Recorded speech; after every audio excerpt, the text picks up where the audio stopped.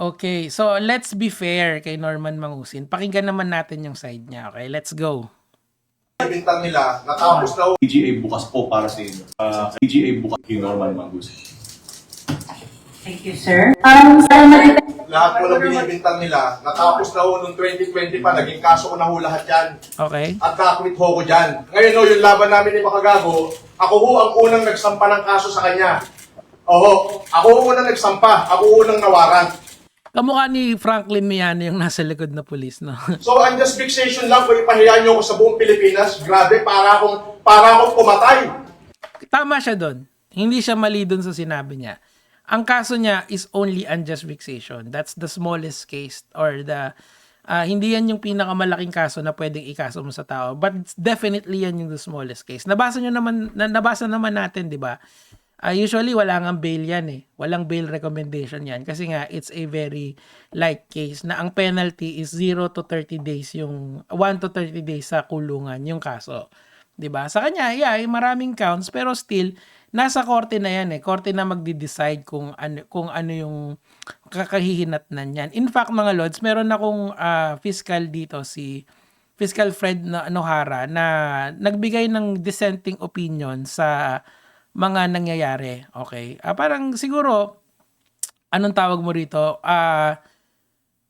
Naging literal na fiscalizer yung ginawa niya. Shoutouts nga pala kay Fiscal EJ. Tingnan niyo yung suot ko. Merch ni Fiscal EJ yan.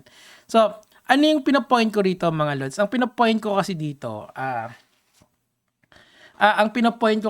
mga lods ko, may karapatan din kasi si Norman Mangusin na sana kailangan din natin yung, wala naman tayong choice eh.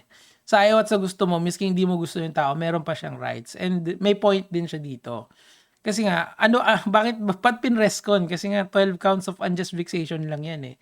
Pag nakulong siya dyan, kunyari pumasok lahat, 1 taon lang yan. Putik, mas matagal pa siya dati. Ilang taon siya sa kulungan? 3, 4, diba? And yung ibang mga cases, yung mga ibang case na final sa kanya, na-dismiss na. So, I'm just saying na may point siya. Okay, tuloy natin.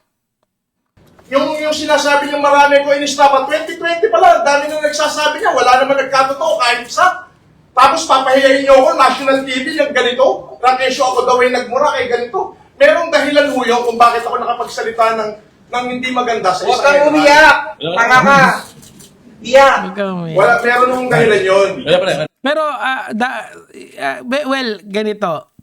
Baka kasi sabihin nyo, bias naman ako dun sa kabilang panig. Hindi. Ang gagawin ko, babasahin ko na lang tong post ni Fiscal Fred Nohara. Para lang mahimasmasan kayo at makita niyo yung dalawang side ng kwento. Kasi, you have to understand na yung mga binayad dun sa pulis na nandun, yung pag-set up sa presko na yon, taxpayers money yan. Okay? So, kayo ang bida dyan dapat. Ngayon, sige, si Fiscal na lang, okay? Respect the sub judice rule. Sub judice rule is kapag nasa korte na yung case, dapat di mo na siya pag-uusapan publicly. Kaso press con kasi ito eh.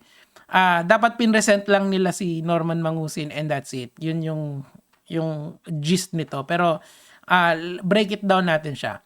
Allow me to react to the news report of the press conference involving one popular blogger who was arrested for alleged unjust vexation. Okay, the news conference was presented by the CIDG, okay? This article is not intended to favor any party or besmirch the reputation of any person. Same with this content. Nagiging fair lang tayo, lagi. In the video, the accused who was wearing orange shirt for the person deprived of liberty was presented to the media. He was cuffed with 2 security escort. Present in the news were some members of the PNP CIDG and the accuser who accompanied by his wife. Okay? The accuser also reportedly a content creator was blabbing against the accused. Okay? He was heard saying expletives, okay? Yung mga sinabi nung complainant or words to that effect, okay? Kayo na lang ang magbasa. Para lang fair ako kasi ayoko rin naman na sabihin yung unfair ako dun sa sa magkabilang panig. At the same time, the woman beside him, probably the wife, was gesturing, okay, dirty directed at the accused. The was redacted but could be seen as dirty F. Okay? Kung ano man yun. The accused retaliated with a series of expletive. Oo nga, kasi nga nagka-insidente, di ba? Tuwan-tuwa nga ako dun kasi mahilig ako sa suntukan. That's me, okay? That's me. He was explaining that he earlier filed a complaint but was the first one arrested, okay? Being whisked away, he was heard murmuring to the accuser that he should wait for the warrant, for the arrest warrant. Okay, taken as a whole, the press conference was done in bad taste. Sabi ni Piskal yan, hindi ako Ako kasi I can understand in the sense na kilala ko kasi si Norman, kilala ko si Manong Norman. Alam ko yung pinagagagawa niya sa social media. So, meron akong appreciation dun sa ginawa ng Napolcom. Pero we're not talking about opinion natin. We're talking about here of someone who practices the law on a daily basis. Kasi ang piskal, araw-araw yan sa korte. Kasi ang daming cases na inahandle niyan.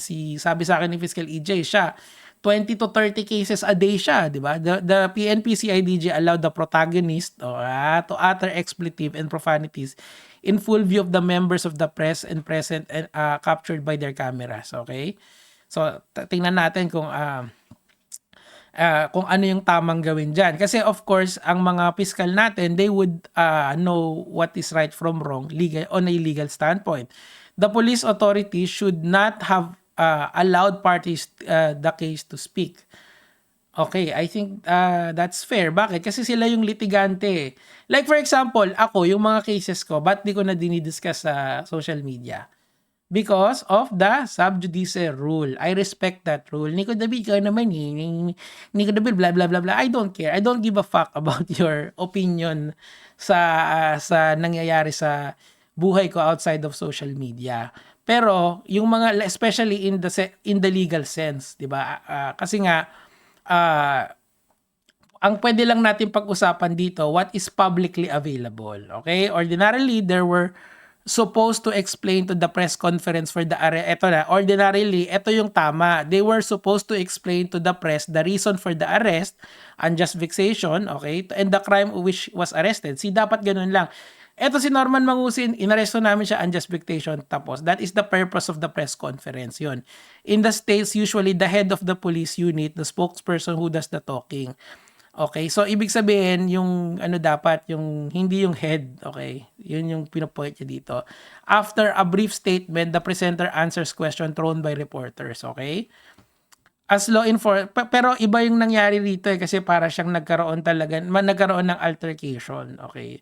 So may point naman si Piskal dito, okay? As law enforcers, actually baka nga mas tama yung perspective niya dito As law enforcers, our police authorities must allow the warring parties to trade, not to allow the warring parties to trade expletive in their presence. Their foremost duty is to maintain peace and order.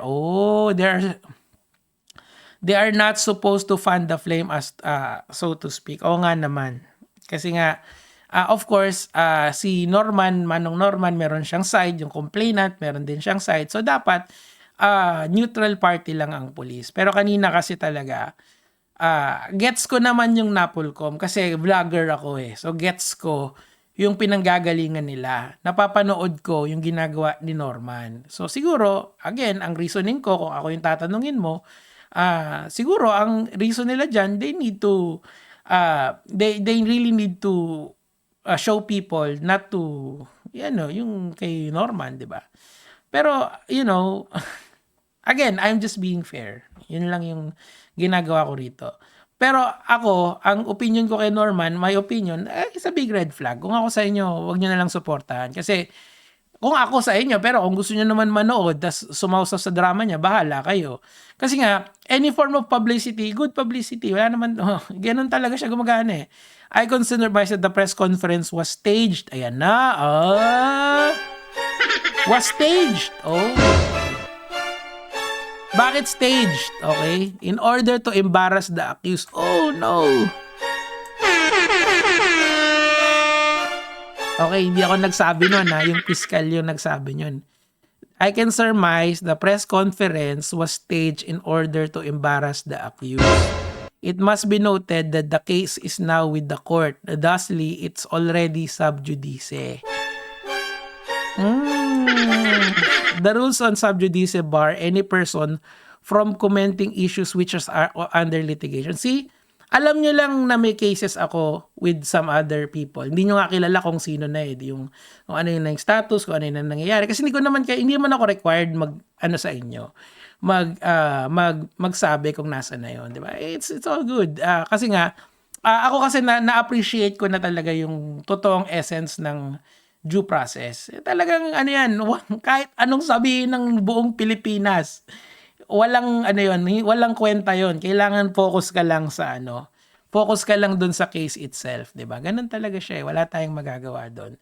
Kaso eto, according to fiscal, yung sa sub judice daw, alanganin sa sub judice.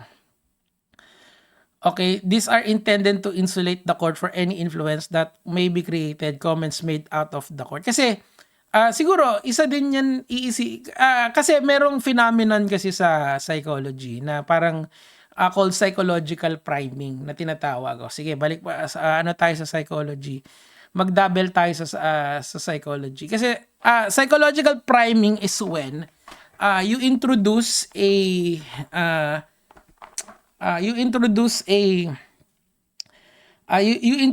emotion or you introduce ano bang tawag dito?